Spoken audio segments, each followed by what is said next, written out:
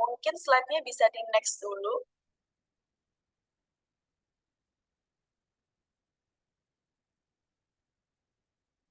Di aku masih tentang TCO ya, slide.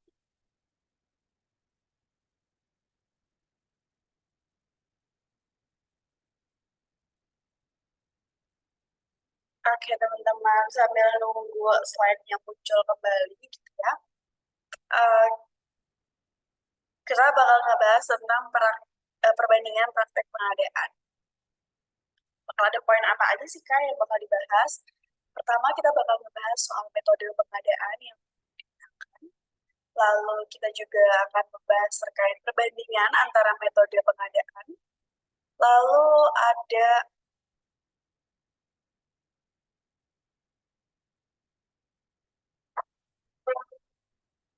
metode pengadaan yang umum digunakan. Oke, yang pertama ya, metode pengadaan yang umum digunakan. Dalam proses pengadaan barang dan jasa, itu tuh ada banyak banget atau bervariasi ya, tergantung pada kebutuhan dan kebijakan organisasi atau perusahaan itu sendiri. Adapun beberapa metode yang sering digunakan, yang pertama itu pengadaan langsung, di mana metode ini tuh melibatkan pembelian langsung dari pemasok tanpa proses tender. Biasanya digunakan untuk pembelian dalam jumlah kecil atau dalam situasi darurat.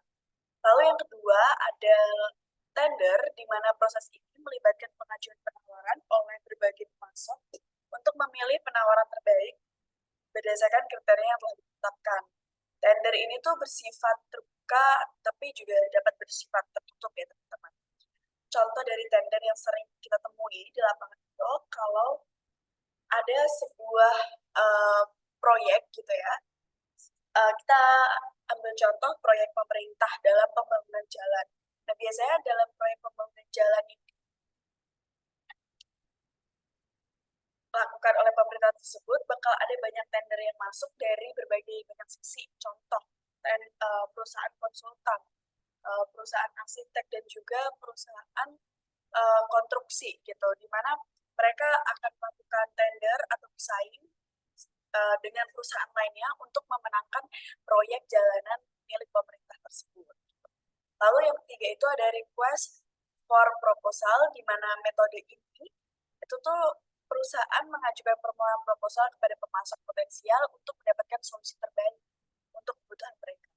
Lalu ada request for quotation, di mana proses ini itu meminta penawaran harga dari pemasok untuk barang atau jasa tertentu. Ini sering digunakan untuk pembeli standar dengan spesifikasi yang jelas.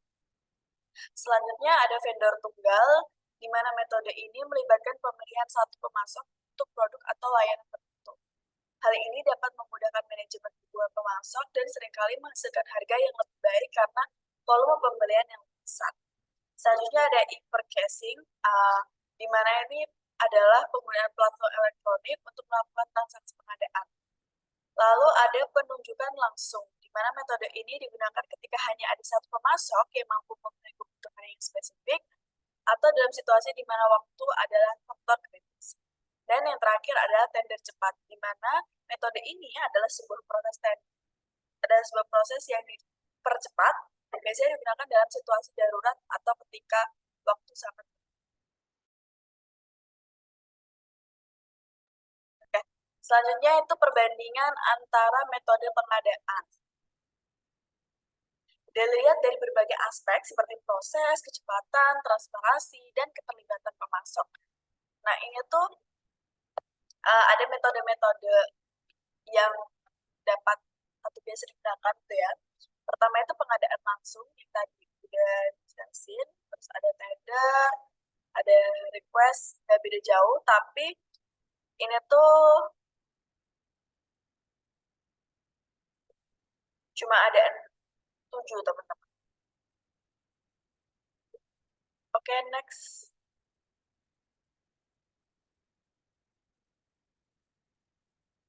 Oke, kita bakal ngebahas soal outsourcing ya.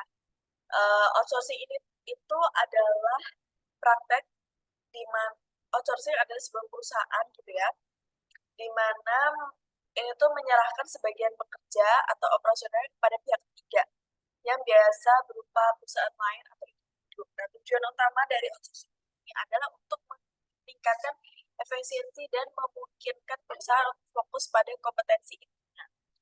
Nah, ada beberapa definisi terkait outsourcing nih, teman-teman. Jadi menurut Husni, outsourcing adalah pemanfaatan tenaga kerja untuk memproduksi atau melaksanakan suatu pekerjaan oleh suatu perusahaan melalui perusahaan penyedia tenaga kerja. Nah, tujuan dari outsourcing ini itu tuh mengefisienkan waktu dan tenaga kerja, mendukung ekspansi bisnis, terus penghematan biaya operasional. Secara keseluruhan, outsourcing memungkinkan perusahaan untuk mengalihkan sumber daya dan perhatian mereka ke area yang lebih strategis. Sementara pihak ketiga yang memiliki keahlian khusus dapat menangani operasional atau tugas-tugas tertentu dengan lebih efisien. Oke, next.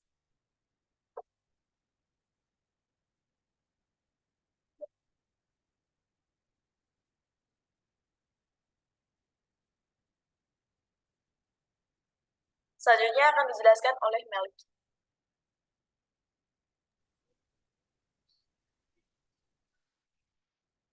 Oke deh. Sekarang kita akan membahas tentang Incoterms dalam konteks pengadaan internasional. Yang pertama, pengertian dari Incoterms. Incoterms adalah singkatan dari International Commercial Terms, yaitu seperangkat aturan yang dikembangkan oleh Kamar Dagang Internasional atau ICC untuk mengatur tanggung jawab kontraktual antara pembeli dan penjual dalam perdagangan global. Istilah ini digunakan dalam transaksi penjualan barang internasional dan mencakup semua tugas, risiko, dan biaya yang terkait dengan transaksi tersebut. Tujuan utama dari Incoterms sendiri adalah untuk menyamakan pengertian antara penjual dan pembeli dari negara yang berbeda, mengatur hak dan kewajiban pembeli dan penjual yang berkaitan dengan pengiriman barang, meminimalisir kesalahpahaman dan interpretasi yang salah mengenai tanggung jawab dalam perdagangan internasional. Incoterms mencakup berbagai aspek seperti pertanggungjawaban atas kegiatan ekspor dan impor, pengiriman barang, serta penanggungan biaya. Hal ini penting bagi pencatatan akuntansi di perusahaan yang bergerak di bidang ekspor dan impor. Ada beberapa jenis Incoterms yang sering digunakan, yaitu Ex-Works, lalu CFR atau Cost and Freight, lalu ada DAT, Delivered at Terminal. Pemahaman yang baik terhadap Incoterms sangat penting bagi para pelaku bisnis internasional untuk memastikan transaksi berjalan lancar dan efisien. Lalu kita akan membahas tentang peran Incoterms. Incoterms memiliki peran penting dalam perdagangan internasional karena mereka menentukan tanggung jawab penjual dan pembeli dalam pengiriman barang. Peran dan jenis-jenis Incoterms. Yang pertama peran, yaitu menentukan tanggung jawab, lalu mengatur transfer resiko, dan menentukan titik pengiriman barang. Dan menetapkan lokasi pengiriman. Ada beberapa jenis Incoterms. Incoterms dibagi menjadi 4 kelompok berdasarkan huruf pertama dari istilah tersebut, yaitu E, F, C, dan D. Masing-masing kelompok memiliki karakteristik yang berbeda. Kelompok E, departure, yaitu penjual membuat barang tersedia di lokasinya. Ex-work, pembeli menanggung semua biaya dan risiko yang terkait dengan pengambilan barang dari lokasi jual. Kelompok F itu atau main carriage unpaid, itu ada 3 jenis, yaitu FCA atau free carrier, FAS, free alongside ship, dan FOB, yaitu free on board. Lalu pada kelompok C atau main carriage rate itu ada dua jenis, yaitu CFR, cost and freight, dan CIF, cost, insurance, and freight.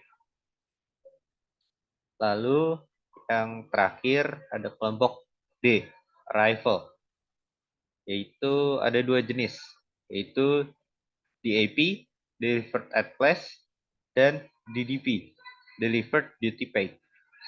Pemahaman yang mendalam tentang Incoterms sangat penting untuk memastikan bahwa transaksi perdagangan internasional berjalan lancar dan kedua belah pihak memahami hak serta kewajiban mereka. Lalu ada jenis-jenis Incoterms.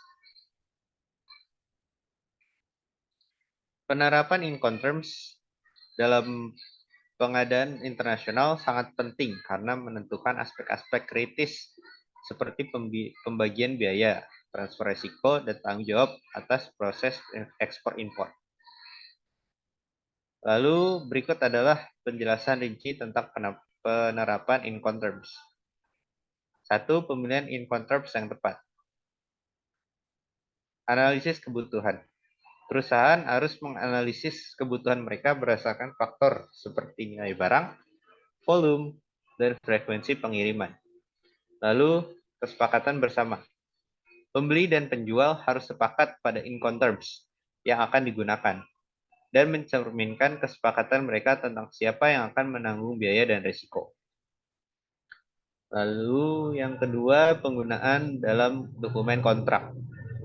Kontrak penjualan Incoterms harus disebutkan secara eksplisit dalam kontrak penjualan internasional untuk menghindari ambiguitas. Lalu dokumen pengiriman. Incoterms juga harus dicantumkan dalam dokumen pengiriman seperti invoice dan bill of lading. Lalu tanggung jawab dan biaya. Ekspor dan impor. Incoterms menentukan siapa yang bertanggung jawab untuk mendapatkan izin ekspor dan impor. Transportasi dan asuransi. Menentukan siapa yang harus mengatur dan membayar transportasi dan asuransi. Transfer resiko. Titik transfer. Incoterms menentukan titik di mana risiko kerusakan atau kehilangan barang beralih dari penjual ke pembeli. Klaim asuransi. Jika terjadi kerusakan atau kehilangan, Incoterms membantu menentukan pihak yang harus mengajukan klaim asuransi. Lalu pencatatan akuntansi. Di pencatatan akuntansi ini ada pencatatan tentang biaya pengiriman dan pengakuan pendapatan. Lalu ada penyelesaian sengketa. Pada tahap ini ada dua tahap, yaitu klarifikasi tanggung jawab dan referensi hukum, lalu pelatihan dan pemahaman. Ada dua tahap juga, yaitu pelatihan karyawan yang bagi perusahaan yang harus memberikan pelatihan kepada karyawan tentang Incoterms dan penerapannya, dan pemahaman mitra bisnis. Untuk memastikan bahwa semua mitra bisnis termasuk pengangkut dan agen bea cukai memahami Incoterms yang digunakan. Dengan memahami dan menetapkan Incoterms dengan benar, perusahaan dapat mengurangi risiko dan meningkatkan efisiensi dalam pengadaan internasional. Lalu ada studi kasus. Kasus-kasus yang nyata yang terkait dengan strategi pengadaan. Yang pertama, penggunaan e-procurement. Kasus yang pertama ini adalah penggunaan e-procurement. Pemerintah Indonesia mengadopsi sistem e-procurement untuk meningkatkan transparansi dan efisiensi dalam pengadaan barang dan jasa. Dengan sistem ini, proses tender akan diakses secara online, mengurangi risiko korupsi, dan mempercepat proses pengadaan. Lalu ada juga kasus tentang sengketa kontrak pengadaan.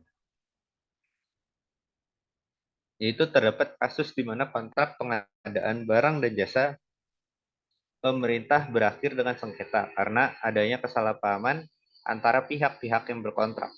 Misalnya, Rancangan kontrak yang tidak jelas atau multitafsir, pemilihan jenis kontrak yang tidak tepat, dan ruang lingkup pekerjaan yang kurang jelas. Lalu yang terakhir ada kasus di mana PT Medical Sentosa, sebuah perusahaan produsen peralatan medis, mengandalkan komponen dari pemasok eksternal. Perusahaan ini menerapkan strategi pengelolaan risiko pengadaan yang efektif, termasuk evaluasi kinerja pemasok dan diversifikasi sumber pemasok untuk mengurangi risiko ketergantungan pada suatu pemasok.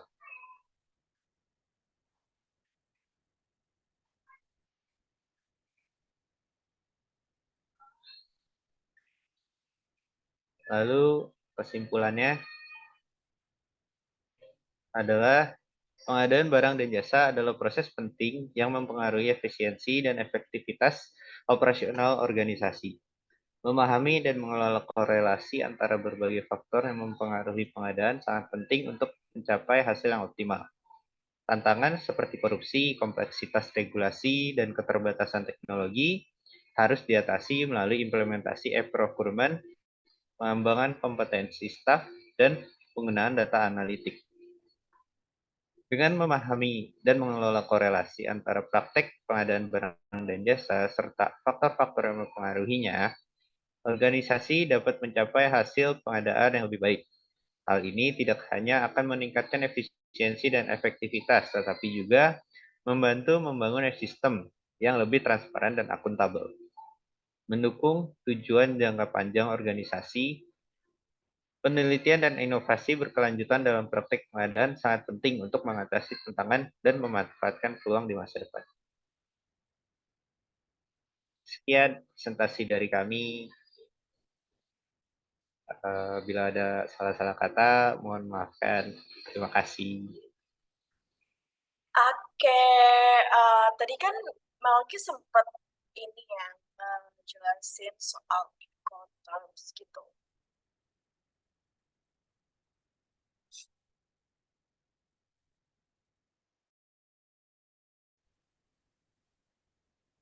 Oke, tadi kan udah sempat ngebahas nih soal outsourcing, soal Incoterms, soal lead time, terus juga life cycle gitu kan ya. Aku mau nanya nih Mel, sebenarnya tuh apa sih yang bisa mempengaruhi sebentar atau lama dari lead time itu sendiri? Menurut Melki apa? Menurut saya ya, yang mempengaruhi lama atau sebentar lead time itu pertama itu ada masalah pada pemasok, yaitu biasanya sih keterlambatan pengiriman sama kualitas bahan baku yang buruk.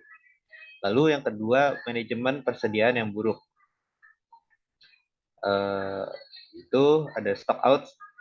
Stock out ini adalah kekurangan persediaan bahan baku atau komponen yang diperlukan untuk produksi.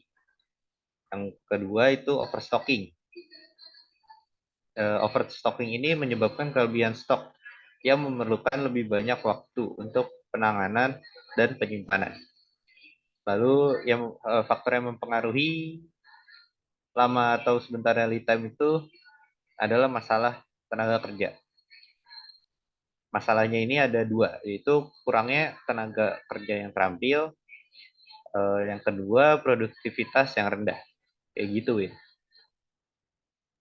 Oke, jadi kalau dilihat-lihat ini ya, teman-teman, dari penjelasan Melki tadi, kita tuh bisa simpulin kalau hal yang mempengaruhi lead time itu tuh ada dari pemasok, persediaan yang buruk, dan juga masalah dari SDM tersendiri.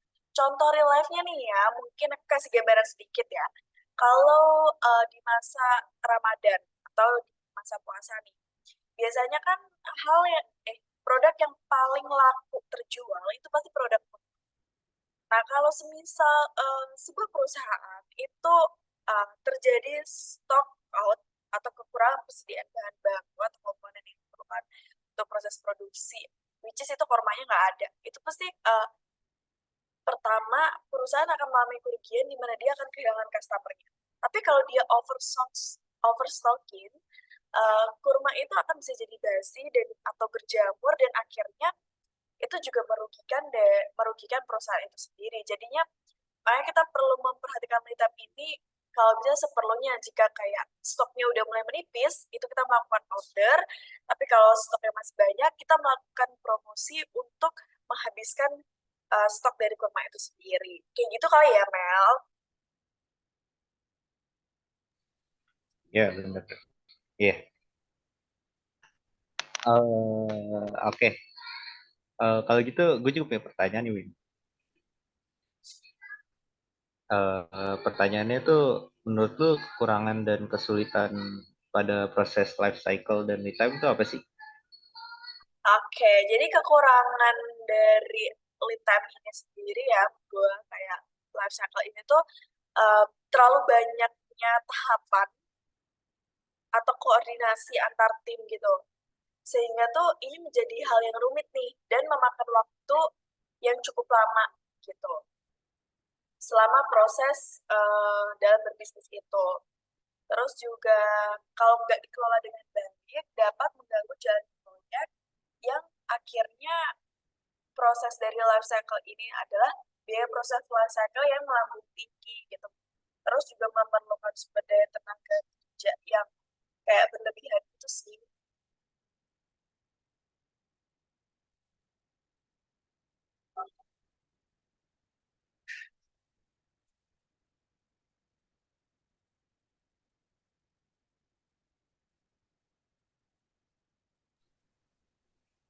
Oh, jadi gituin.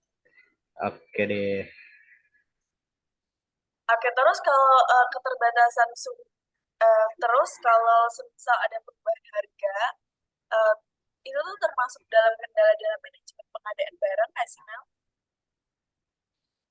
Eh, untuk perubahan harga sendiri itu berpengaruh sekali. Eh,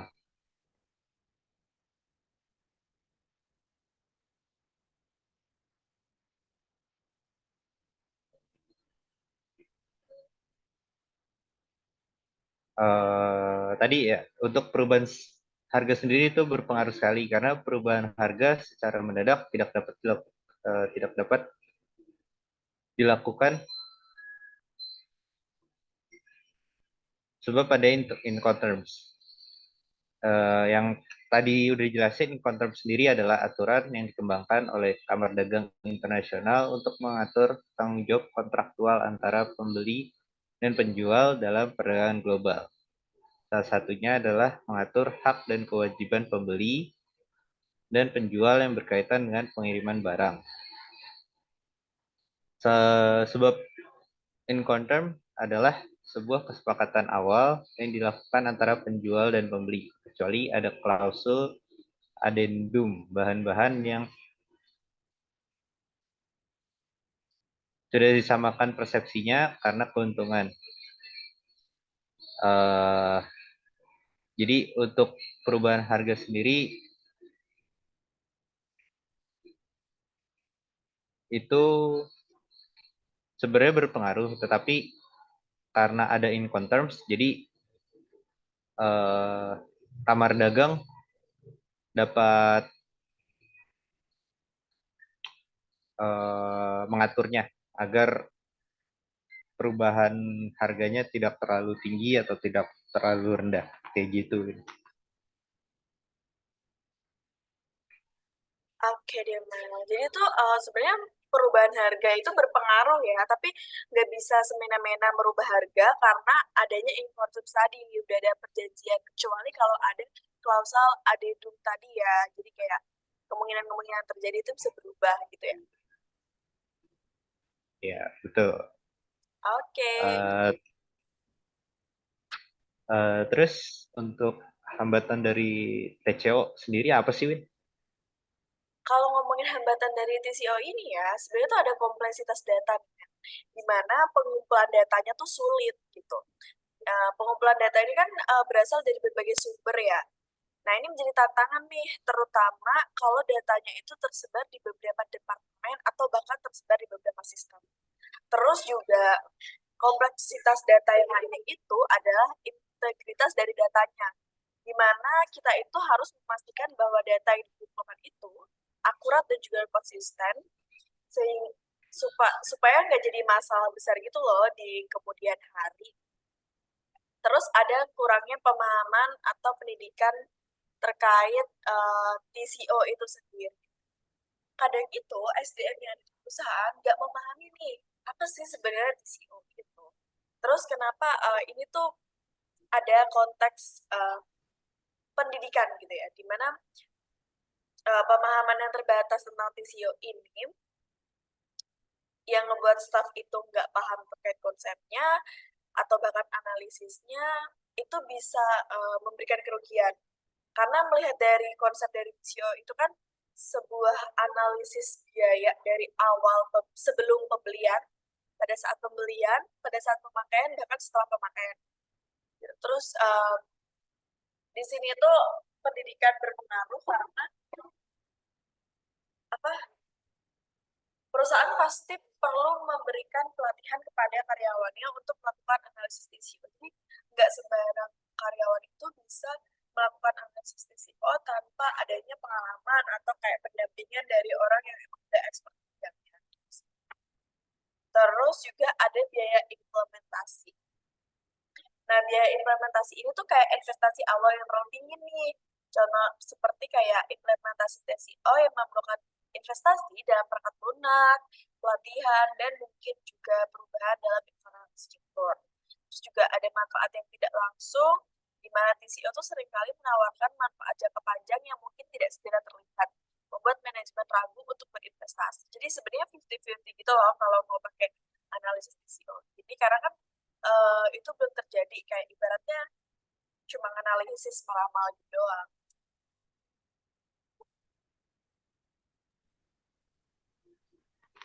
Oh gitu. Oke deh, kayaknya udah cukup segini aja teman-teman presentasi dari aku dan juga Melki. Semoga pembahasan kita kali ini tentang korelasi pengadaan barang dan jasa pada perusahaan dapat memberikan kalian gambaran gimana sih sebenarnya tahapan-tahapan dalam promosi itu sendiri, dalam pengadaan barang dan jasa. Gitu ya, jangan lupa like, follow, komen, dan juga subscribe. Dan jangan lupa tonton video-video sebelumnya. See you teman-teman! See you.